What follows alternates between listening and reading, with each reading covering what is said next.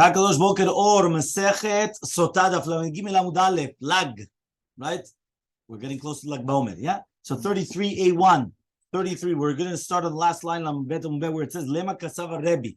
Why don't we just say that Rebbe holds Shekola Torah bechol lashon ne'emra, that the entire Torah was actually said in every language, and therefore Kriyat Shema is yotzeh min haklal, that you have to come and say it in Lashon HaKodesh. How does that make sense? If you're going to tell me now, right, that the entire Torah was translated in the different languages, right? So then what does it mean then that only Kriyat Shema is different, that you cannot say it in any other language? How could that mean? But if you're going to tell me now that it was said B'Lashon HaKodesh, so then why is it that we need exactly this entire concept of V'hayu? Because if you're going to say that even without that, then we were going to say that it has to be said like Kriyat Torah, right? Bichlala, which means, so why does he have to say something special just by Kriyat Shema? The Kriyat Shema has to be said in Lashon HaKodesh. The entire Torah was the same way. So says the Gemara, Itzich, you need it. Mishum dichtiv, is it's written Shema. When you say the word Shema, Shema is coming to teach you bechol lashon shata shomea, in any language that you could hear. Meaning when it says the word Shema, he said Shema is to hear, right? When it says Shema, Shema means in any language that you could hear. Yeah? So he comes and he says, right? So therefore the word Vehayu comes to teach you that it's not like that. So the first concept is Shema. Shema is mashma, any language. Then it says Vehayu. Vehayu says Vayatamiyu. It has to be in the same language that it is written in the Bible. Okay, that means it has to be the same language as written in the Torah. And you cannot say it in any single language. So says the Gemara, why don't we just say the rabbis hold that the entire Torah was said in Lashon HaKodesh? Was if you're going to tell me now b'chol lashon in any language, Shema de ketav Rachman, so why do we need Shema? Meaning, if Shema is teaching you every language, so obviously, why do I need Shema? If the entire Torah was said in every language, right? Sorry, the Torah was said in, it had to be said in with Lashon HaKodesh. Because if it was said in every language, so why do I need Shema? Even without Shema, the word Shema teaching you bechol lashon shata shomea in any language that you hear. So even without that, I would have said you could do it in whatever language that you want. So says the Gemara, Itzich mishum dichtiv, you know. You know why you need, according to the rabbis, Shema. Because since it says V'hayu, you need Shema. V'hayu teaches you that it has to be dafka Lashon HaKodesh. Has to be in Hebrew, in the Hebrew language. Shema teaches you in any language that you hear, Shata Shomea, which means that you could do it in English if you want, you could do it in French, right? And therefore, according to the rabbis, the entire Torah was still said in Lashon HaKodesh, but why did it have to say Shema, right? He says no, because if it's going to be written, right, Shema, because it had to be written Shema because of value. Okay? Fine. Next, 2 dots. Now we're talking about tefillah. How do we know that tefillah could be said in any language? I want to pray. How do you know you could pray in French, pray in English, pray in Spanish? You could, how do you know? So says the Gemara, Rachamehi. Tefillah is rachamim, meaning we're asking for mercy from HaKadosh Baruch Hu. Kol hecha debayim mitzale, which means in any form that you could pray to HaKadosh Baruch Hu. And therefore, you could do it in any language. So says the Gemara, Utfilah bechol lashon. What? You could do tefillah in any language that you want? V'amar Rav Yehuda says, Le'olam al yishal adam tzachav lashon aramit. He says, you're never supposed to ask, right, for your necessities in Aramaic. V'amar Rabbi Yochanan says, Rabbi Yochanan, kol hashoel be'etzechav lashon aramit. Anybody that's going to ask for the necessities in Aramaic, so he says, En malachei asher nizkakin lo. The malachei asher don't even pay attention to him. Because they don't pay attention to Aramit. So he comes and he says, one second. You want to come and say you could pray in any language. That includes Aramaic. But Aramaic, by the way, Aramaic is the Gemara language. Yeah, that's what we're learning now, right? So he says, are you going to tell me you could pray in any language that includes Aramaic? It says, Mefurash, don't pray in Aramaic. But Zen Malacha Sheret, don't pay attention. Answers the Gemara, La Kashya. It's not a question. Ha biyachid, the ha betzibur. You're right. One of them is when it's a yachid. When you're by yourself, right, you need the help of malachim. And you need the help of malachim to bring up your tefillah. So when you're coming and you're bringing up, right, the malachim, when you're praying and you're going to, so what happens is that what are you going to do? You're going to pray not in Aramaic. Oops, sorry. It says the Gemara, right? There's a difference between the tzibur and the yachid. If you're in a tzibur, you don't need malachim because HaKadosh Baruch Hu bichvodo be'atzmo is accepting our tefillot. But if you're a biyachid, then what happens? Without a tzibur, then you need the malachim. So if you don't pray by yourself, right, in Aramaic. But if you're in a tzibur, you could pray whatever language that you want. It doesn't matter.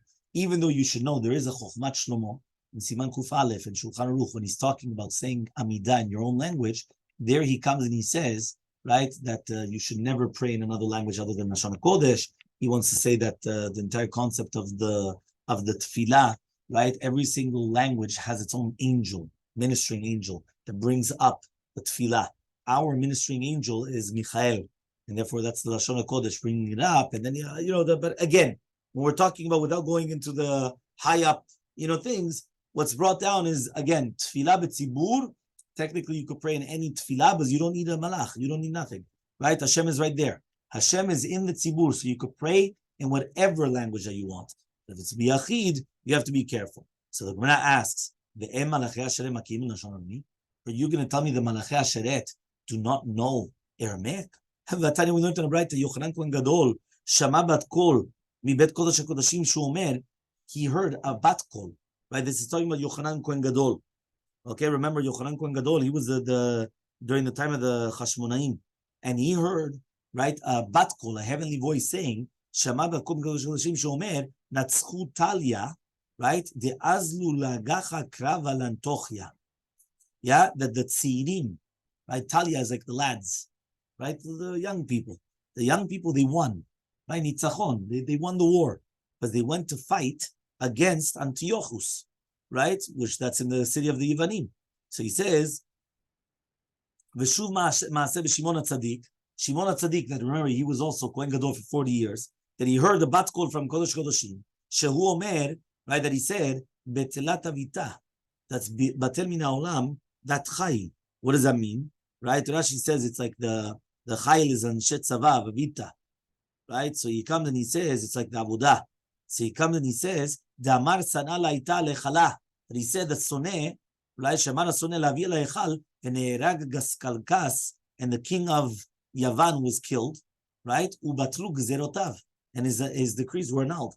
The Katvu Oto Sha'ah, and they wrote down that exact moment that they heard the bat kol, the kivnu, and it was the exact same time that the guy died. Remember that when a king dies, all his decrees were annulled because the next king that comes into place, usually he always something new. So everything that was done before, batel, right? Everything you start, what? For good and bad. Yeah, everything. Everything was annulled. They start like a new chapter, right? When they're going to come and have a new king.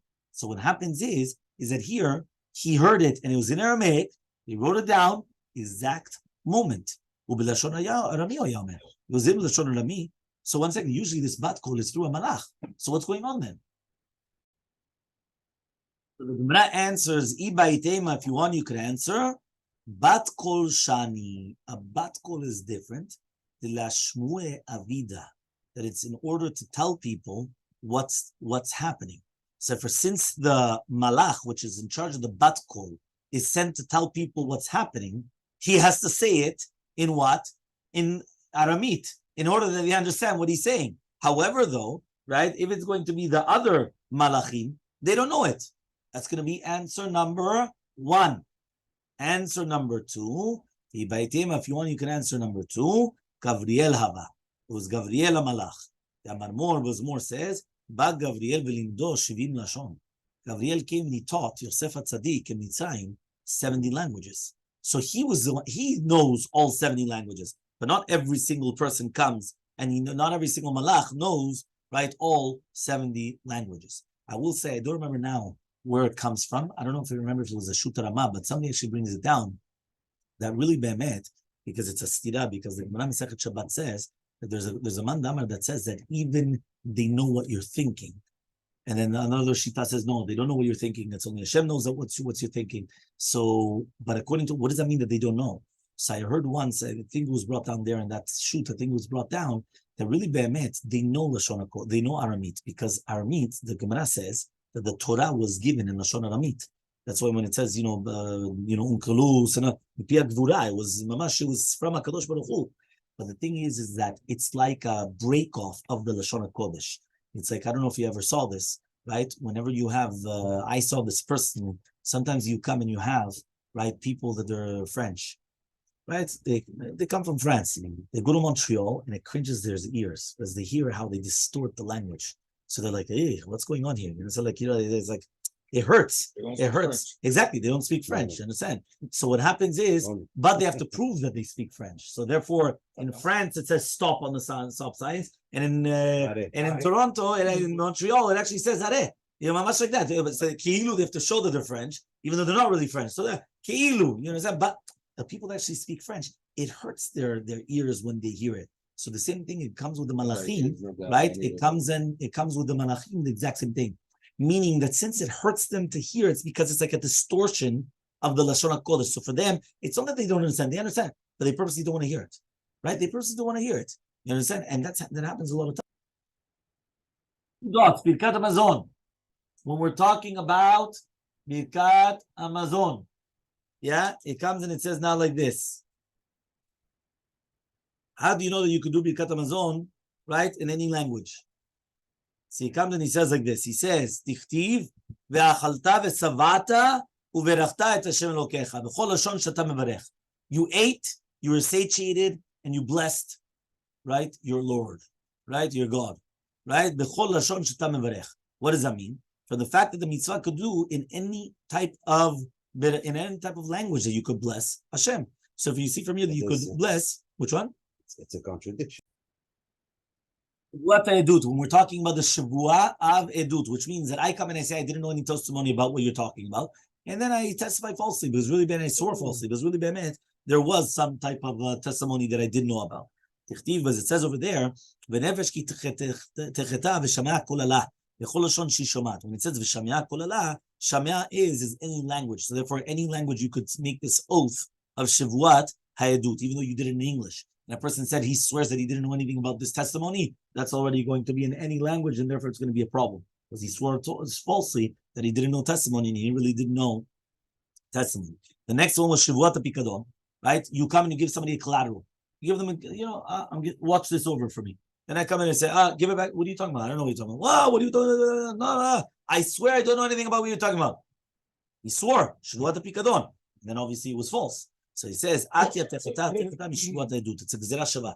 Techeta from shvuat ha'edut. That we're going to come and we're going to say that it's going to be also b'chol lashon she'ata shomer. Fine. Next. Ve'elu ne'emanim lashon hakodesh. These things are said in lashon hakodesh. Mikra bikurim v'chalitza v'chule. Ad, right? Mikra bikurim keitza. So what does it mean exactly mikra bikurim? So he says, V'anita v'amarta lifnei Hashem Elokecha. Halano omer, over there it says, V'anu alvim v'amnu el kol ish Yisrael. So he comes and he says, what does it mean now? V'anita v'amarta, you're going to answer and you're going to say in front of Hashem, your God. And then there it says, V'anu alvim omrim kol Yisrael. Mani amud Allah lo milashon kodesh v'kanem milashon kodesh. Remember, anytime when it says V'anita v'amarta, you're going to answer. So when it uses the terminology of answering, so therefore it has to be what? It has to be milashon ha-kodesh. So says the Gemara, okay, fine. But how do you know that the Levim themselves were saying in Lashon HaKodesh? Levim gufayhu minalam. How do you know Levim themselves? How do you know that it's going to be done in Lashon HaKodesh? Right, that we're talking about the berachot and the klanot. So says the Gemara, Atya kol kol mi Moshe. We have a gzera shava kol from Moshe. K'tiva ha it's written over here, v'anu Levim v'amru b'kol ram. K'tiv hatam, and it's written over there, Moshe yidaber v'Elohim yanenu b'kol. Moshe Rabbeinu, Moses, our teacher, was speaking, and HaKadosh Baruch Hu was answering b'kol. Just like over there, when Moshe Rabbeinu by Matan Torah, everything was being done b'lashon HaKodesh. Afkan, so to do the berachot and the klalot by the Levim, everything was done b'lashon HaKodesh, in the holy language. Halisa keitza, yeah. How do we do halitza? So halitza has to be done b'lashon HaKodesh, right? So he comes and he says, from the fact that it says ve'aneta ve'amra, that she answered and she said. Remember, whenever it's written ve'anu or ve'aneta ve'amra, they're learning it together. That has to be b'lashon ha-kodesh. But Rabbanan, and according to the Tanakama, that he says that they're learning it from Gezerah Shava, from Berachot Uklalot. Hay kacha my avdale. What does it mean? Kacha yaseh laish asher lo yirtzeh livnot bet achiv. Right, that he doesn't want to build his brother's house. What do you do with that kacha? Because if you're saying kacha, that means this is what you have to tell him. This is what you have to tell him, what's written in the Torah. You can't start telling him in a different language. So if you already come and you're learning it from this pasuk of ve'aneta ve'amira, so what do you do with the pasuk of kacha yaseh laish? So mibayle, you need it, the davar shu ma'aseh me'akev, to a chelek of the mitzvah of the chalitza, which is me'akev, which is stopping. For example, chalitza tanal, taking off the shoe, rekika, her spitting, right? All these things which are me'akev and chalitza, that if one of them is lacking, it's not a good chalitza. So therefore, when you have the kacha ye'aseh, that you have like the asiyah and everything right there, we learn that there are certain parts which are going to be me'akev, it impedes the chalitza.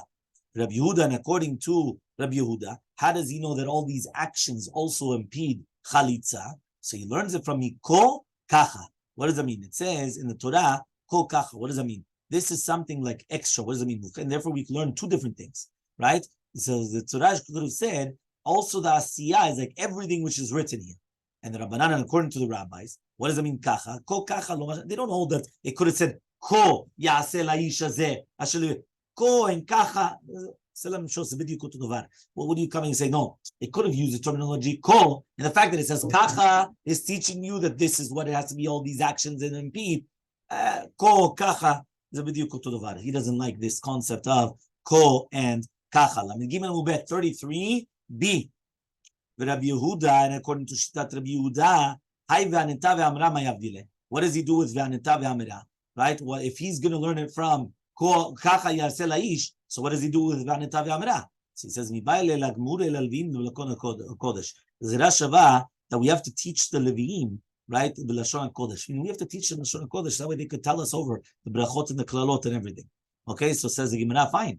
So why don't you just learn it from Moshe Rabbeinu?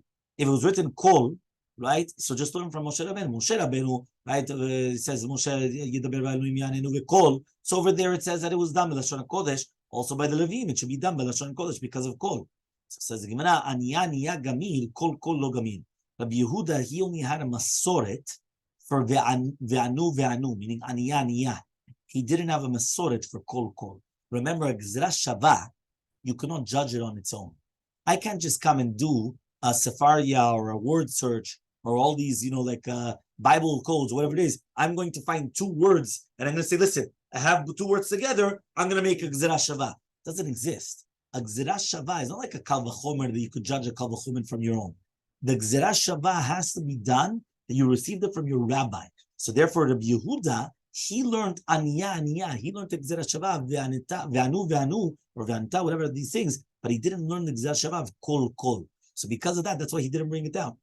Okay, Tanya Miyach, you also learned it. Right, Rabbi Yehuda says, kol makom shneimar ko o kacha, right, or aniya v'amira, enu elav l'shon kodesh. Anytime when it says the words ko, like this, or kacha, like this, or it says aniya, like they answering, or it says amira, that they're saying something, it has to be b'lashon kodesh. That's the shita of Rabbi Yehuda. Ko tevarechu b'nei Yisrael.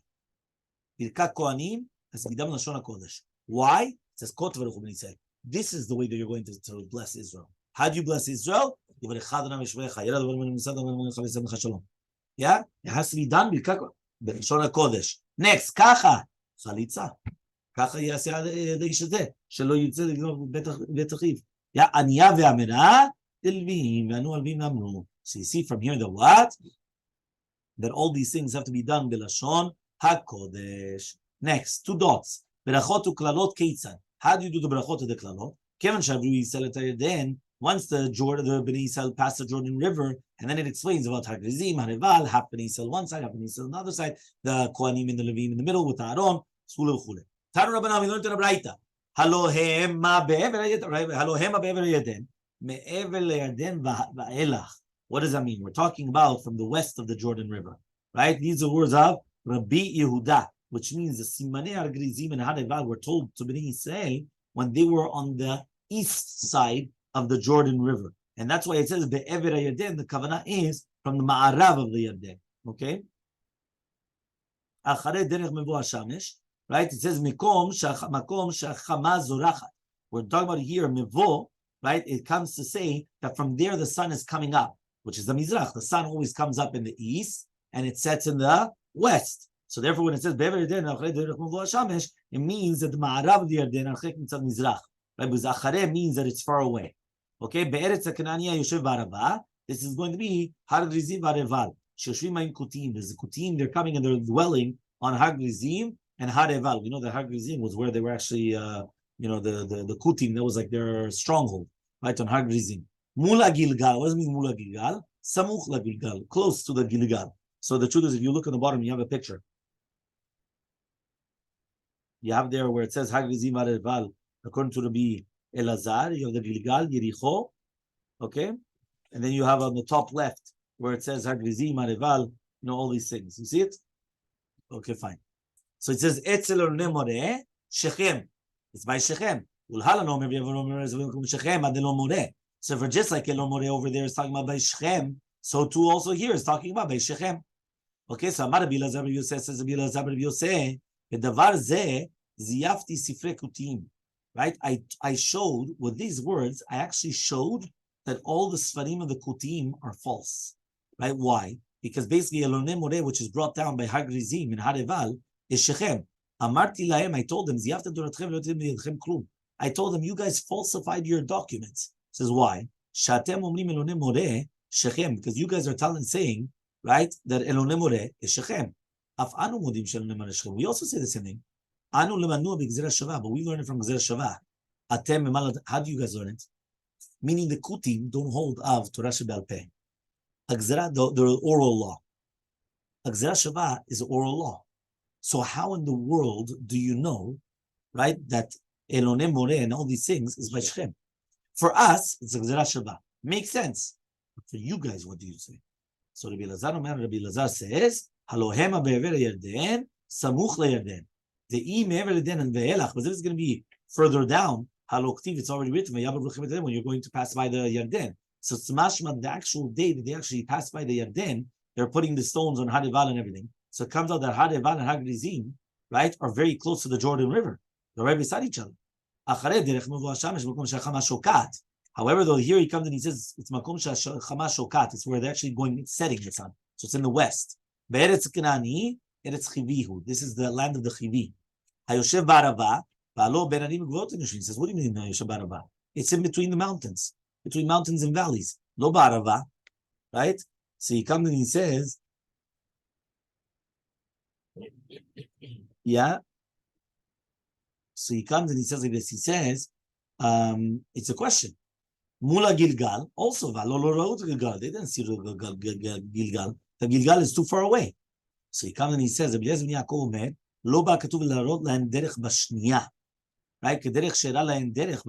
does that mean? He was trying to show Bnei Yisrael the derech that they have to travel the next time around when they come into Eretz Canaan. Just like it showed them the first time around when they left Egypt. Okay, that means it wasn't really be'emet that they already did it. They didn't go there yet. But HaKadosh Baruch Hu is already telling them, when you guys finish here, what's your next trajectory? Where's the next path? Where are you guys headed? Right, that's already going to be written right over here. Derech, right? What does it mean derech? Bederech lechu. You have to go bederech kvusha. You're going to go on a derech and on a regular path. You're not going to go in the fields and the vineyards. Hayoshev yeshuv lechu. Go on during the shuvs. Go to the places which are already lived, which people are living there in the urban areas. Don't go in the deserts. Ba'arava lechu. Go ba'arava. Don't go ba'arim u'varot. Don't go on top of the mountains and all these things. So you see here that actually really be'emet that according to Rabbi Elazar, these are not right like simane makom of Har Grizim and Eval, but rather we're just explaining how they're supposed to travel to enter the land of Canaan, right? To enter Eretz Yisrael for the final time. Tana Rabbanan, we learned in the Braita. How did they pass the Jordan River? Yeah, you had the Jordan River. How did they pass by it? Do you know that every single day the Aron used to travel, right, between the groups of the Shvatim? So he used to travel. Shtay mitoch arba kvutzot shel Shvatim is brought down in Bamidbar, which means the Seder Machnei Yisrael was the Mishkan was in the center, and every single one of them you had three Shvatim. That one of them was the Rashi, and then you had on the other two on the two sides, right? So the Shvatim and the Shaim was Yehuda, Reuven, Ephraim, and Dan. And each one of them was called Degel Machaneh, whether it's Degel Machaneh Ephraim, Degel Machaneh Dan, Degel Machaneh Yehuda, right? Degel Machaneh Reuven. Okay, so therefore, so what happens now, he comes and he says, is that's going to be the Machaneh of the Israelim. Then you had the Machaneh of the Levim, right? So Nisya Machaneh al Levim Mishkan is written after Degel Reuven, which is the second one. So therefore, it's going to be after two of them.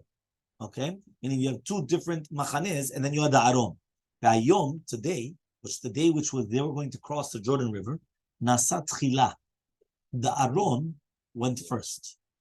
The Aron came in the front, right? Shneimar Ine Aron Menabrit Adon Kol Haaretz, right? Over Lifnechem BeYarden. What does that mean? That means the Aron came first.